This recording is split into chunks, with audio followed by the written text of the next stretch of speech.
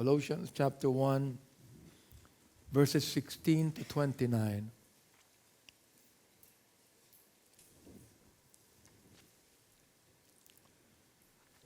For by him were all things created, that are in heaven and that are in earth, visible and invisible, whether they be thrones or dominions or principalities or powers, all things were created by him and for him. And he is before all things, and by him all things consist. And he is the head of the body, the church, the ecclesia, who is the beginning, the firstborn from the dead, that in all things he might have the preeminence. For it pleased the Father, in him should all fullness dwell.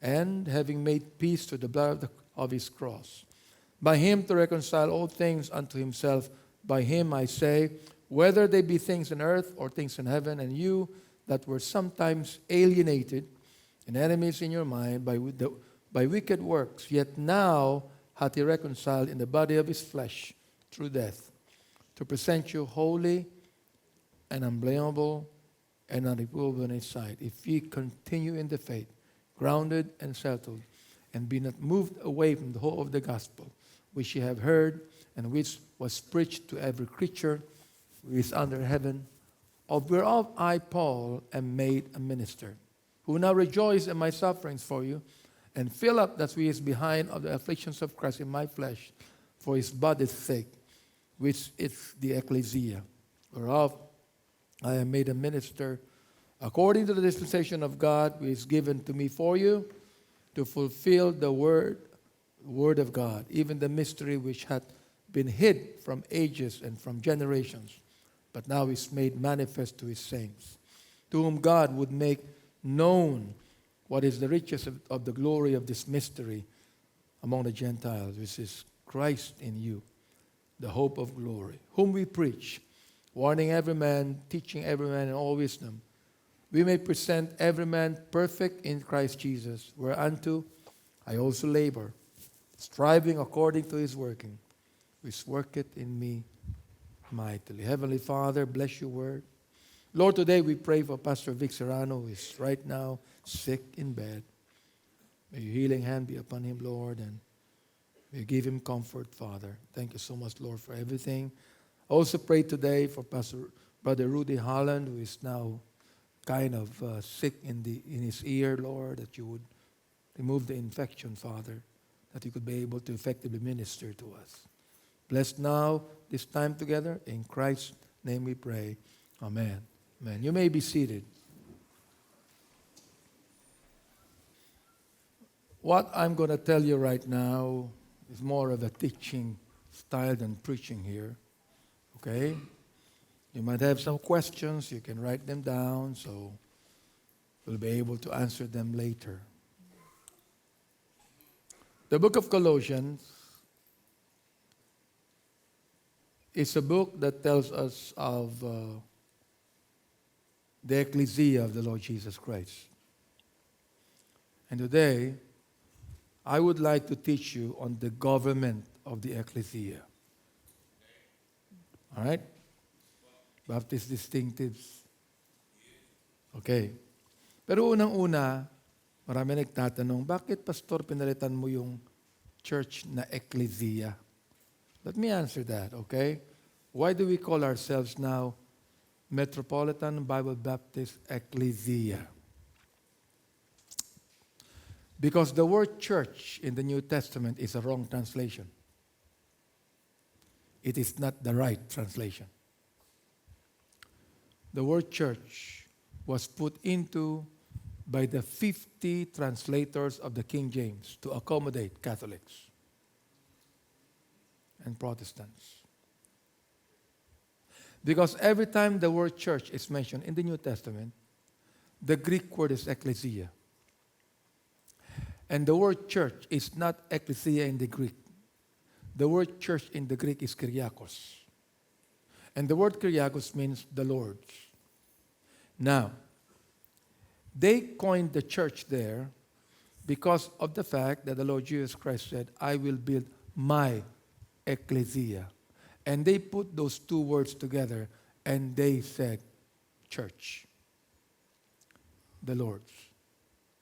But if we are going to really, really make it right, you do not call God's body the church. You call it ecclesia. The word ecclesia means what? Huh? Called out assembly.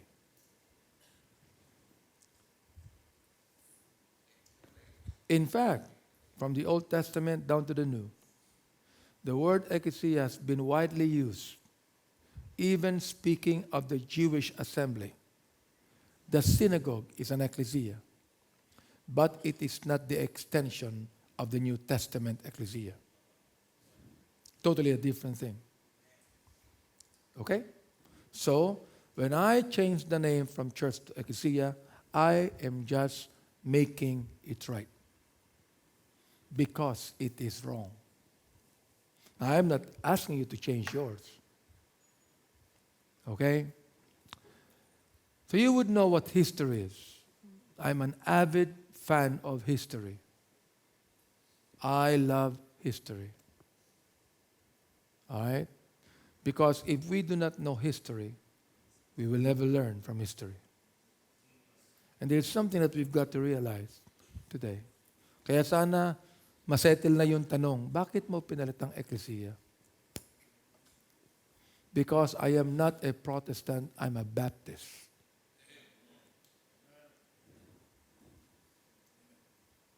And I would never, never, never be a part of Protestantism.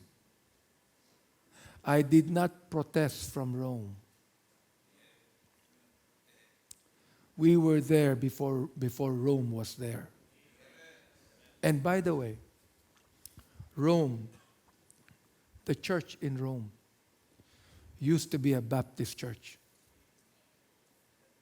It was started by the Apostle Paul. And they became liberal. And they became modernistic. And then after 600 years, they called themselves the church at Rome. And after 1,000 years, they begin to call the bishop of Rome to be the supreme bishop. And after 200 years, they begin to call the supreme bishop of Rome Pope. Now, that's history. So in reality, folks, we Baptist people has always been there from the time of Jesus Christ. Amen? And if you think that the ecclesia was started in Jerusalem, wrong. The ecclesia was not started in Jerusalem. Hindi ko explain sa inyo, mag-isip kayo.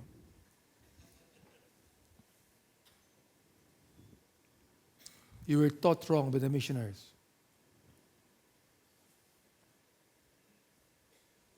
I'll give you a little bit of, Do you know when Jesus Christ entered Jerusalem?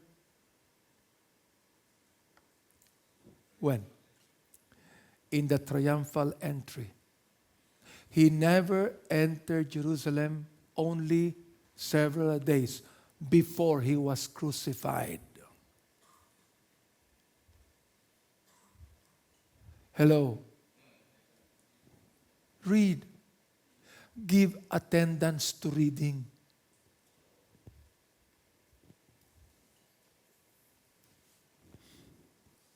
Baptist kayo ng Baptist, Protestante pala kayo. Alright? Ito.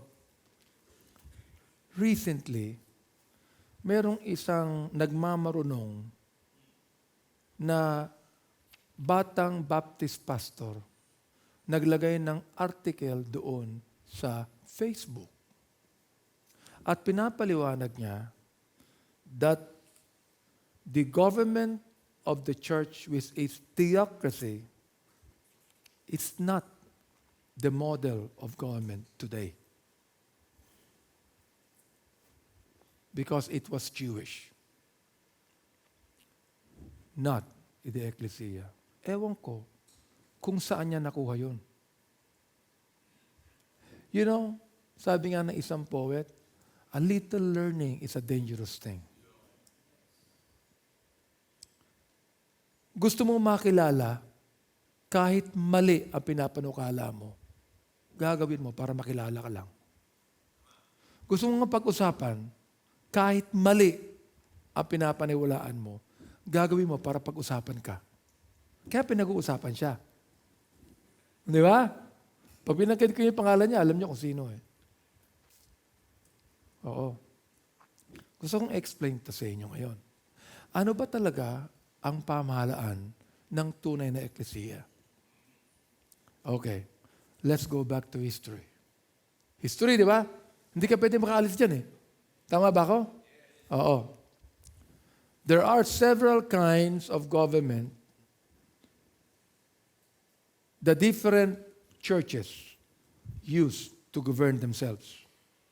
And you've got to realize the reason why there is the doctrine of the separation of church and state, which was espoused by Baptists for a long time and taken by government. Why? Because the church is a government different from the state. Hello? Okay. So, some are based on traditions, some on practices, some handed down through generations. Okay? Others are copied. But the true government must be biblical. If we are Bible. Amen? Biblical. Because the true ecclesia is a divine institution. Divine institution, thus, it is a divine leadership with a human organization. Hello? Huh? Divine institution with a human organization. Naunawaan niyo ba ako? God could have used angels. Am I right? Is God prevented to use angels? No. But He chose to use men. Kaya mga pastor tayo ngayon. Tama ba? Ngayon, ikaw ba ay worthy na maging pastor? Hindi.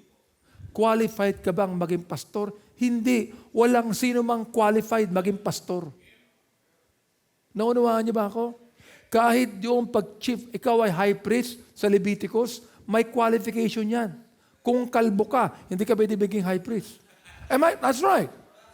Kung pandak ka, hindi ka pwede maging high priest. Kung malaki ang tiyan mo, hindi ka pwede maging high priest. Kung pangit ka, hindi ka pwede maging high priest. At ang papangit ng mga pastor ngayon. Ibig sabihin yan, sinet aside ng Panginoon yung qualities niyan at ang nakita niya sa atin, grace. Ngayon, may mga article dyan sa Facebook na hindi qualified to. Sino sabi sa'yo? Sino nagko-qualify? Am I right? There is no human organization that qualifies who the pastor should be. It must be God. And the only qualification is what? Grace. Pero pag grace yan, maging matino ka naman. Porque grace, tarantado ka.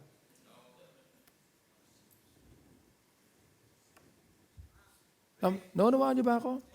Alam mo, kayong mga batang pastor, huwag may etika sa mga ulo niyo. Kala niyo kung mga sino kayo.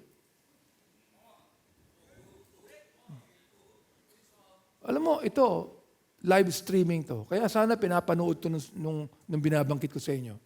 Sana, para mag-post sa Facebook. Alright? So, a question first must be asked. Ito yan, ha? Are we Catholic? No, we're not. Are you Catholic? No, you're not. Therefore, we are not popish. There's no such thing as the Baptist Pope, even if some people call me the Baptist Pope. All right? Or the leader of a universal church. Okay? Chosen by the College of Cardinals, making it appear as representative democracy. You better believe me because I've been in politics since 1992. I know what I'm talking about.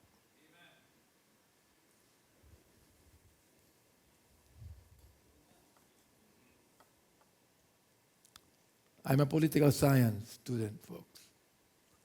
I know what I'm talking about. And you know what? There is a relationship.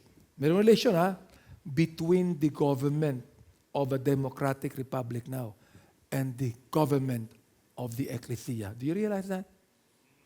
Meron niyang relationship. Makikita nyo later on. Okay? Revelation 2:6 spoke of the Nicolaitanness. Am I right? Oo. Ano yung Nicolaitanness? Ha? Okay? Revelation 2:6. Ilagay mo sa screen. Oo. Revelation 2:6. But this thou hast, that thou hatest the deeds of the Nicolaitans, which I also hate. Ano yon? That is dividing between the laity and the clergy. Ano yung laity? Hindi po yung katabi ng Samar. Alam nyo, katabi ng Samar yan.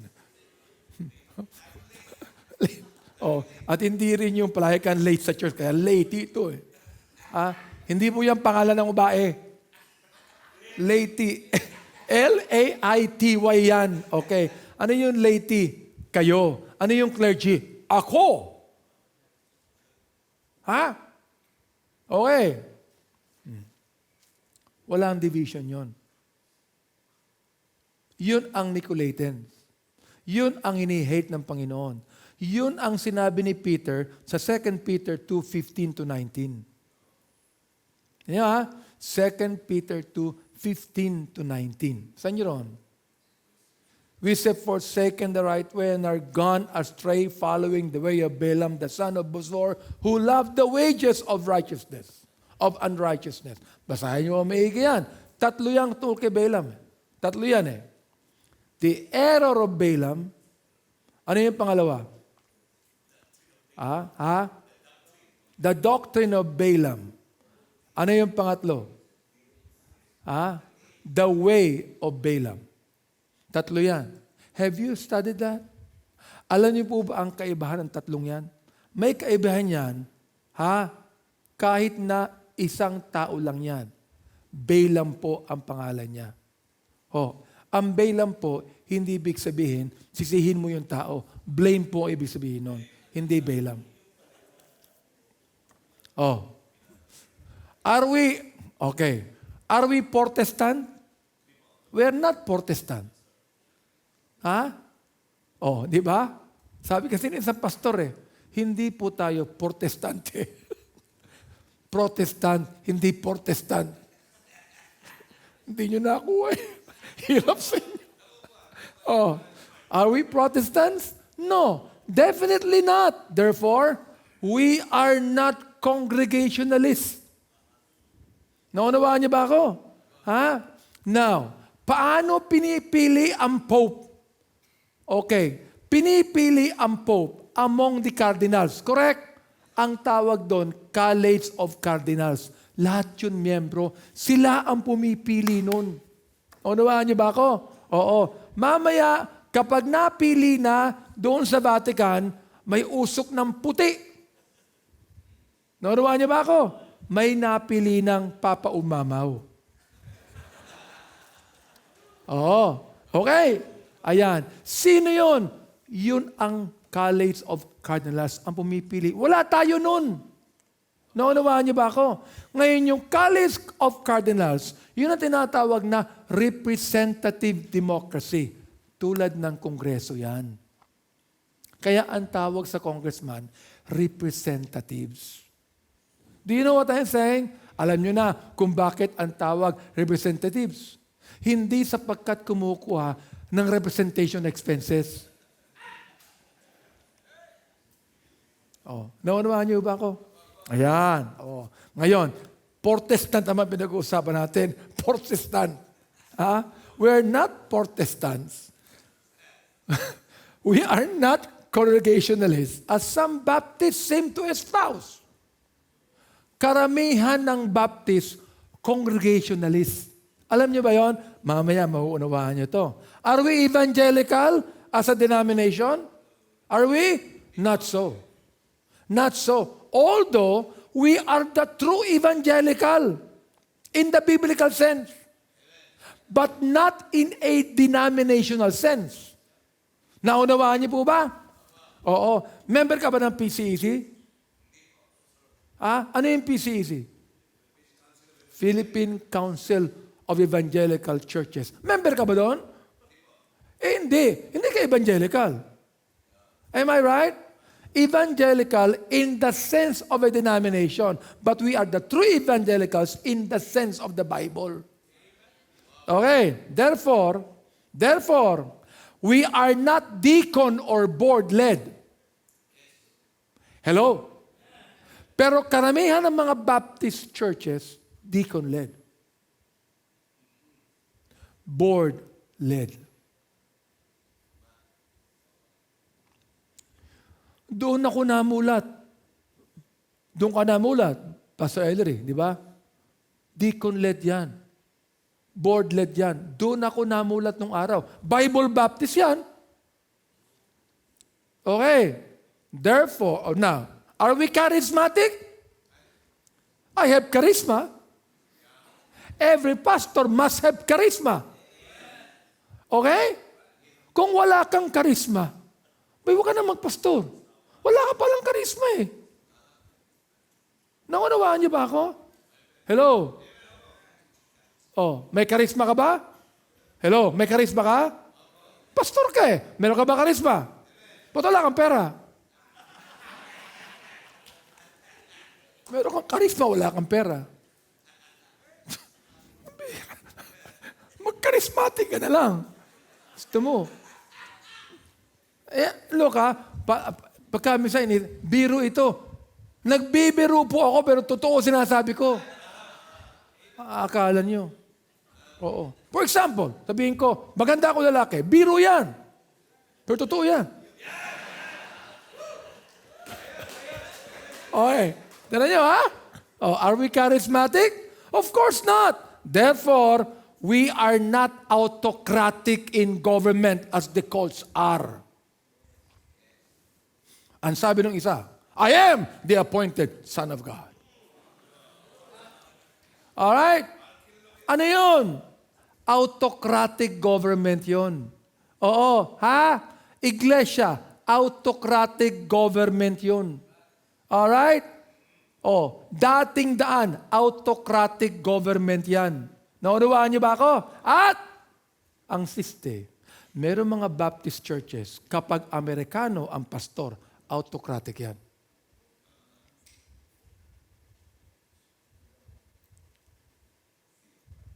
Oh, huwag niyo akong tulugan. Huwag kang matulog, boy. Kinig ka. Naunawaan niyo ba ako? Oo. Pag Amerikano ang pastor, kayo deacons ha? Kayo deacons. Alright. Meron pag-uusapan ng buong church. Deacons meeting tayo. Okay. Ikaw kapatid, you make the motion, you make the second. Nobody will vote no. Ano yun? Autocratic yun. Yun ang sinimulan ng mga American missionaries dito. Naunawaan niyo ba ako? Ha? Sabihin niyo, galit. Hindi po ako galit sa missionary. Ako po ang unang-unang anak ng pastor ng Bible Baptist. Bakit? Naunawaan niyo ba ako? Kilala ko lahat ng missionary mula 1948 ng Bible Baptist. Kaya wag niyo akong iintrigahin. Naunawaan niyo po ba ako? Ang tatay ko po, ang isa sa mga early pastors ng Bible Baptist since 1954.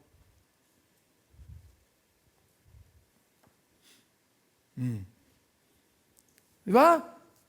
Kailan ka lang naging Bible Baptist, marunong ka pa sa akin. Well, you know, I know the history. Di ba? 16 years old po ako nung ako nag-preach. 16 ho ako. Si Spurgeon po, 16 din. Si Moody, 17. Alright? Ngayon po, 18 years old na ako ngayon.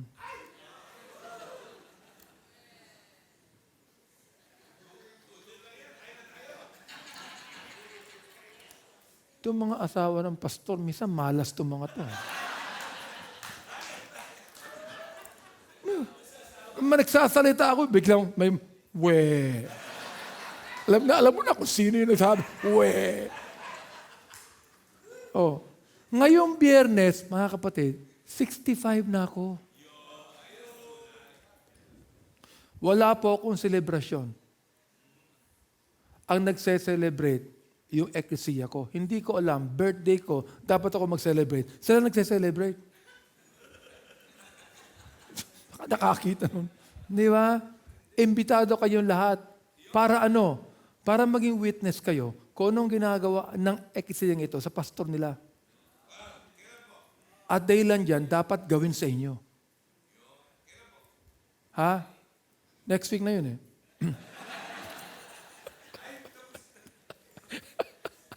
Hindi. Bibigyan kayo ng ng invitation. Ewan ko anong gagawin nila, pero kaya ginawa namin para you will be able to say and witness how this ecclesia takes care of their pastor. Amen ba? Ang aking wish, gawin din sa inyo. Okay. Tuloy natin to. Maganda ba yung pag-uusapan natin? Tuloy natin ma. Therefore, we're not autocratic, di ba? For example, J-I-L. Autocratic yan. Alright? J-I-L. Jesus is Lord. J-O-G. Jog. Judas is God. Ang dami niyan. Okay? We are Baptists. Amen? We are biblical Baptists. Amen ba? Huwag na po natin tawagin ang ating sariling independent Baptist. Oo. Kasi pinagmamayabang mo yan eh. Independent ka eh. Kailan ka naging independent? Hindi tayo independent. We are totally dependent on God. And we are interdependent with one another. Kalimutan niyo na independent. Yabang mo naman, independent eh. Kung independent ka, bumili ka ng isla mo. Doon kayo. Independent. Itong mga taong to. Pero, Bible Baptist tayo. Alam mo, pag yung independent Baptist, nag-aaway-aaway pa kayo eh. Ako wala po akong kaaway. Alam niyo kami dalawa na misis ko, pag siya inaaway niya ako, sinabi ko, ma, hindi ako nakikipag-away sa iyo. Ikaw nakikipag-away sa akin. Bakit? Tandaan mo ito. Ang inaaway mo, pastor mo. Palagi ko may lusot dyan. Alam niyo ba? Pag inaaway niya ako, ma, pastor mo ako. You are rebelling against the man of God. Titigil. Hihinto na yan. Can you imagine rebellion yan? Kaya kayo, maging wise kayo, mga pastor. Nakuha nyo. Meron na kayong lusot ngayon. Di ba? Okay. Therefore, we must be biblical. And the Bible says that Christ is the head of the ecclesia. Correct? Anong tawag mo kayo dyan? Is that representative democracy? Hindi. Is that autocracy? Is that congregational? Is that deacon-led? Hindi pwede. Pag binabanggit mo, Christ is the head of the ecclesia. Kaya magbago ka na. Naunawaan niyo ba ako? At the outset, let me say this, okay, that we are not the judge of any church. Sinasabi ko palagi dito, I'm not the judge. I'm the pastor. Don't make me a judge. Amen ba? Oh. As far as I'm concerned, they can choose any government they want. They can. They have the freedom. But my appeal to those who seem to know better, not to be a judge too on others that don't agree. Amen ba? Gusto mo maging representative democracy? Go ahead. Gusto mo autocracy? Go ahead. Di ba? Gusto mo ng board deacon-led? Go ahead. Pero wag mong i-judge yung mga tao kung iba ang kanilang gobyerno. Oo. Pero pag pag-uusapan natin kung sinong tama, mag-usap tayo. Kasi ang tama, yung biblical. Ang tama is what? Christ is the head of the ecclesia.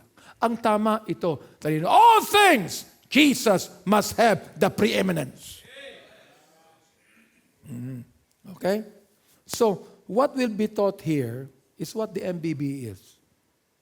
And what we believe. Ito this is not copied, but thought of. Studied, researched, and prayed for. So, ang inyo na rin ngayong umaga, hindi po ito kinopya. Okay. Ito po ay done by research according to history. Ito maraming polity. Okay. Hindi po ako yung tawag doon yung kasi pagka minsan yung bang bibig mo yung yan. Oo. Imbis na polity tawag mo. Ang tawag doon, mga ganon. Bulol, di ba? Oo, okay. Pag-utapan natin ang pagkatanan ng Diyos, di ba?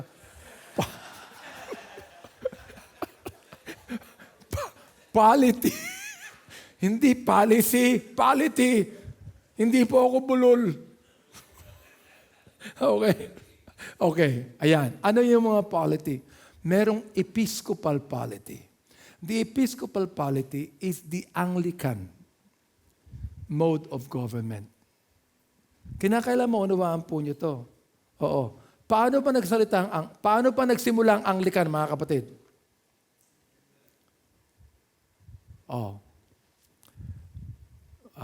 Have you heard of King? Sino yung king na may 7 asawa? Yun. Naalala ko yung kanta If I am Henry VIII, I'm in love with the neighbor its door. Diba? Beatles yun Anyway. Di ba? Dave Clark? Okay now. Si King Henry ang may utor nun. Bakit? Kasi ang Roman Catholic Church, nung araw ang England, Roman Catholic yan. Pero itong si King Henry, ayaw nyo na yung asawa niya. Tulad ng maraming pastor, ayaw nila mga asawa nila. Pero, hindi nila kayang i-divorce. Kaya anong sabi ng mga pastor? Sige na lang, pagtsatsagaan ko na lang hanggang pagdating ng Panginoon. Oo. Kaya ba nagpipray sila at sabi nila, Lord, please give me endurance to my suffering. Tapos, nakatingin sa asawa.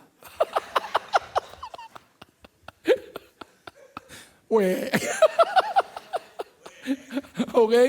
Ngayon, ayan. Yun ang si King Henry yun. No? Ayaw na King Henry yung asawa niya. Kaya ang sabi niya, i-divorce ko ito. Pero ang sabi ng Pope, hindi mo pwedeng i-divorce yan. Pag din-divorce mo yan, excommunicate kita. Anong karapatan ng isang Pope na walang asawa, sabihin sa may asawa yan? Wala! Tama?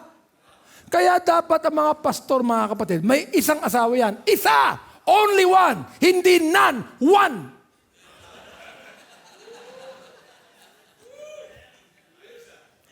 At ang asawa mo, kasama mo sa ministry.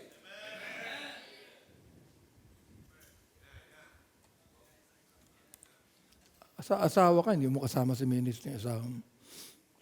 Kasi pag hindi mo kasama yan, iba kasama mo! Pag mo akong lolokohin dyan, matagal na ako. Hoy! Matagal na loko-loko to! Lolokohin mo ako. Sabihin mo sa akin, Pastor, ayos sumama ng asawa ko eh. Iniisip ko na, may ibang asama to.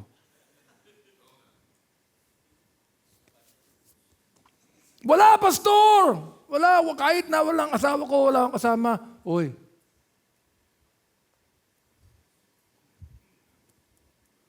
Si David nga, out of God's own heart, nagkasala pa eh.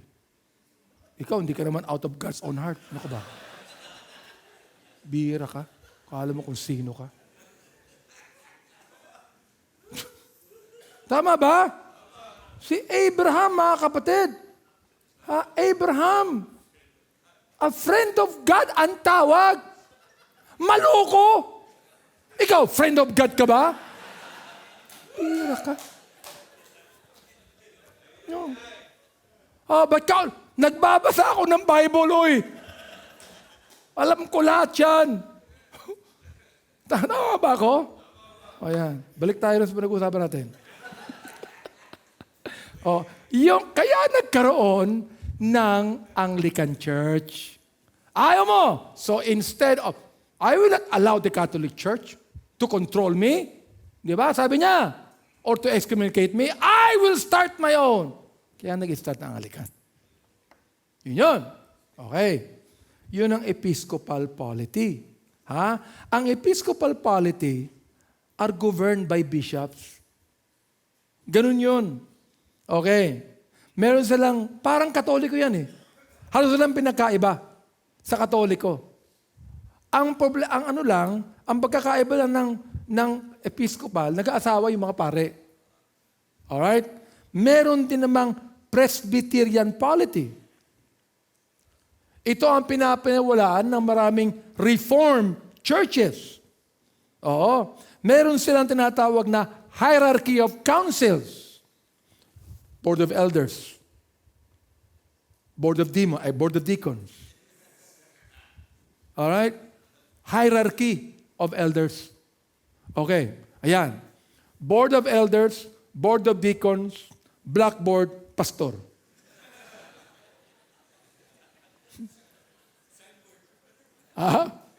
Lahat ng klase. Signboard. Kung ano pa? Boarding house. Tapos pastor yung nasa ilalim. Okay? Yun ang Presbyterian polity. Merong congregational polity at tinatawag. Okay? Ano yung congregational policy? A polity. Ang ibig sabihin niyan, it is all the membership of the church that makes decision, not just the pastor. And when it is not carried out by the church, nothing is carried out. Merong evangelical polity na may check and balances. Ibig sabihin, the pastor can plan, but he cannot decide. He must go to the board of deacons, and the board of deacons must vote. Okay. When the board of deacons do not vote, the plan of the pastor, it cannot be carried out. Tulad yan ng isang ABWE church na napakaliit, siguro 20 lang ang miyembro. May 7 deacons. Saan nakakita ng 20 ang miyembro? 7 ang diakono. 2 ang diakonesa. Asawa niya, sa kanan ng babae. So ano yung sabi ng pastor? Ang sabi niya sa buong church Sunday morning, 20 yun. Church, kailangan natin ng bunot na panglinis ng sahig. Kaya magkakaroon tayo ng deacons meeting. Can you imagine? Bunot lang, may deacons meeting yan! Wednesday night, meron po tayong business meeting. So Wednesday night, nandun ang 7 deacons pinag-uusapan. Sabi ng pastor sa mga deacons, kinakailangan po nating botohan kung bibili tayo ng bunot. Tumiyo ang isang deacon, Pastor! Bago tayo bumili ng bunot, pag-usapan natin, lahat ba tayo gusto ng bunot? Lahat na. Approve. Lahat. Gusto ng bunot. Anonymous. Ay, unanimous pala. Unanimous. Lahat gusto ng bunot. Okay. Pastor, bago tayo bumili ng bunot, kinakailan mag-canvas muna tayo. Alang niya. Bunot lang yan ha. Magka-canvas. Bakit? Kinakailangan, pastor. Ingatan po natin ang pera ng Panginoon. Huwag tayong gasta ng gasta kung ano ang pinakamura.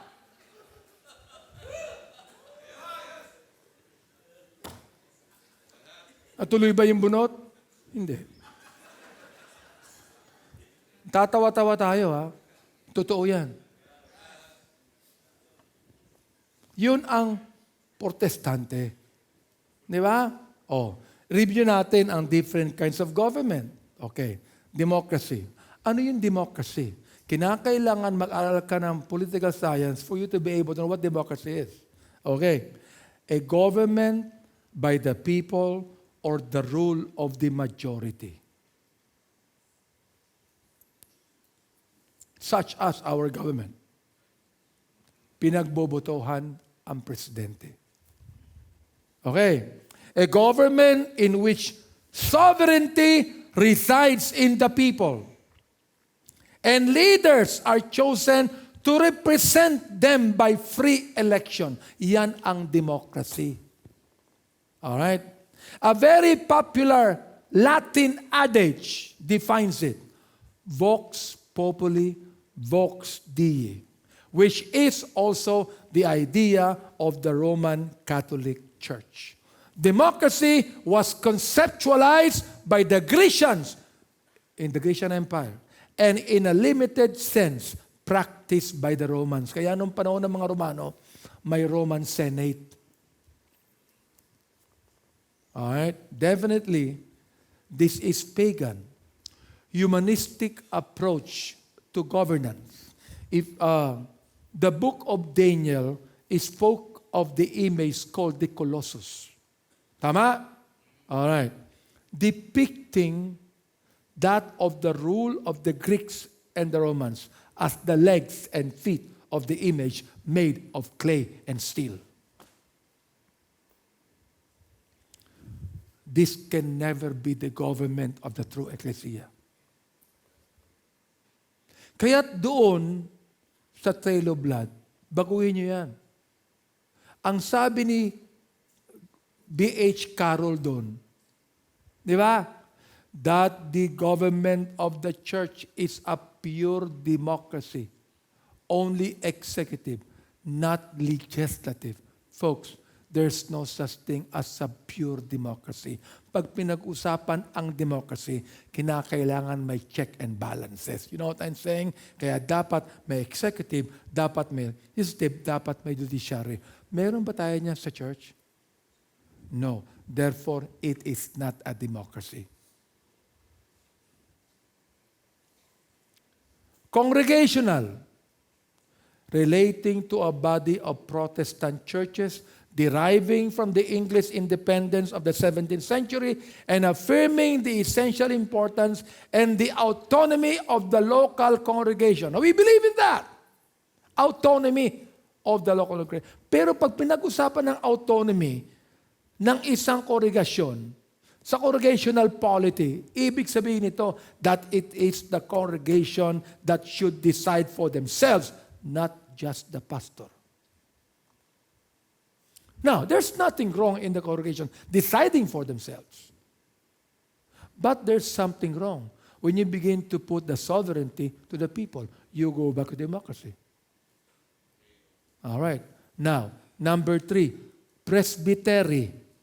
Ano yung presbytery? A ruling body in Presbyterian churches consisting of the ministers and representative elders from congregations within a district. Hierarchical ito. Hierarchical. A house of a Roman Catholic priest, for example. Hierarchical yan. You know what I'm saying? Convention style yan. Alright. Episcopal. Binanggit ko na. Methodism. Bakit Methodist yan? Okay. Concerned with methods, but still applying the Episcopal government because both came from the Anglican Church of England. Kaya ang tawag, Methodist. Ruled by methods, not by men. And those men must be leading to the methods of the Methodist Church. Autocracy, a form of government in which a country is ruled by a person or group with total power. Katulad yan ng komunista. The communist country like China, China has 1.4 billion people. But it is not even a democracy because only about 3 million are about communists. Sila ang card-bearing communists. And within the 3 billion, meron silang tinatawag na Politburo. Yung Politburo is the rule of the proletariat. That is semantics na pinagbabago-bago nila. Ano yun? Kakaunti lang yan. Can you imagine 1.4 billion people ruled by a dictatorship of a group? Yun ang communism. That cannot be the ecclesia. Ang biblical gobyerno na ecclesia is theocracy. Christ must have the preeminence. Christ is the head of the ecclesia. When we speak about theocracy, it is the rule of God through His chosen man. Now, sabihin nila, Pastor, there's always a danger of abuse. There is always a danger of abuse in any kind of government. Do you realize that? There's always a danger of abuse. Bakit? Gobyerno yan eh. Pumunta ka ng Vietnam. Sino taga-Vietnam dito? Doon sa Vietnam, halos lahat ng ordinaryong tao nakabisikleta. Am I right? Bisikleta. Pero ang members ng ruling class ng Vietnam, ano ang kotse? Bisikleta? Tricycle? Hindi. Bentley. Rolls Royce. Nakaparada lang yan sa kalye. Nagpunta ko ron, nakita ko eh. Ang daming Rolls Royce dito. Ang daming Bentley rito. Ferrari, Lamborghini, Ford Fiera, ang dami. Nakita ko. Kanino yan? Yan po ang mga sasakyan ng ruling Politburo ng Vietnam. Ganon din po sa China. Kaya lahat po ng government may abuse. Itong gobyerno natin, abuse yan eh. Pork barrel, ina-abuse. DAP, ina-abuse. You know what I'm saying? Ano magagawa mo? Sabihin mo, binoto ko yan, ako boss niyan eh. Sige, labanan mo yan, tapos ka. Saan ka nakakita ng boss? Saan ka nakakita ng servant ng mga boss? Pinapatay niya yung mga boss niya. Tama ba ako? Dapat yung boss ang nagsasabi, hoy, mag-ingat ka dyan, papatayin ka namin. Hindi. Ang presidente nagsasabi, hoy, papagpapatayin ko kayo. Sino ang boss? Hindi ba? Palagi may abuse. Pero worse comes to worse. I would rather that in the ecclesia, abuse would come to one man than abuse would come to a group of people. Naglagay ka ng treasurer dyan. Bakit? Kinwestiyon ng isang member ko nung araw, Pastor, bakit wala tayong treasurer? Siya yung accountant. Bakit wala tayong treasurer? Accountant lang. Ba't kailangan ba yun? Kailangan niya, Pastor. Ba't inaano niya yung treasurer? Kasi ang treasurer sa church, may say sa finances yan. May boto yan sa finances. Pag sinabi ng treasurer sa pastor, no, you cannot withdraw. You have no right to withdraw. Kapag yan, ginawa mo yan, the treasurer can go to, if you are incorporated, he can go to the SEC and complain. Tanggal ka dyan. Naunawaan niyo ba ako? Tanggal ka dyan. Kaya tigilin mo na yung treasurer. Ang sabi ko sa kanya, okay, Cora, sino yung unang treasurer ng church? Sabi niya si Judas. Alright. Sino ang pangalawa? Wala na, pastor. Pambira ka. Kung ang Panginoon mismo natuto kay Judas, ako pa kaya?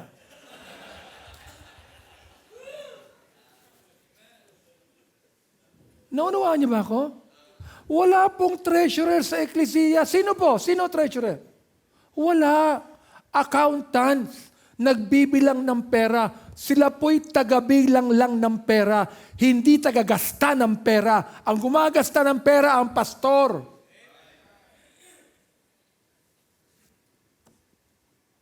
Ako po ang tagagasta ng pera. Taga-sign ng cheque. Hindi ako humahawak ng pera.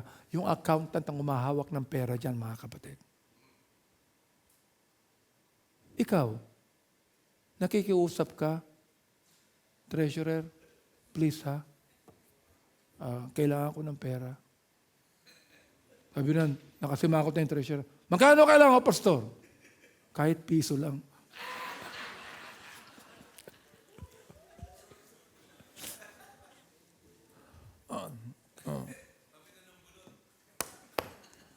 Itutuloy at susunod na kabanata.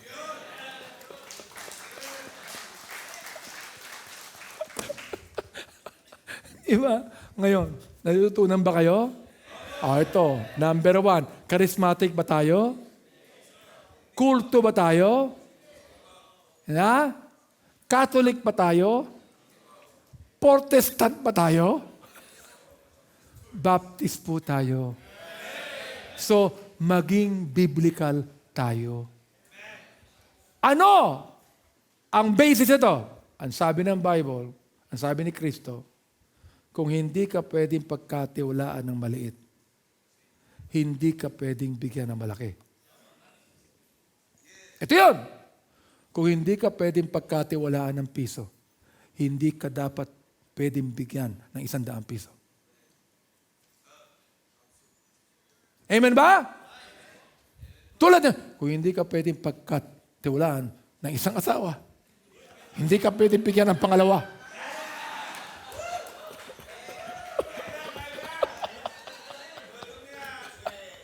May nagsabi na naman doon, weh. Don't stand. Enjoy ba kayo? Kasi enjoy kayo. Are you able to learn here? Praise God for that. Okay.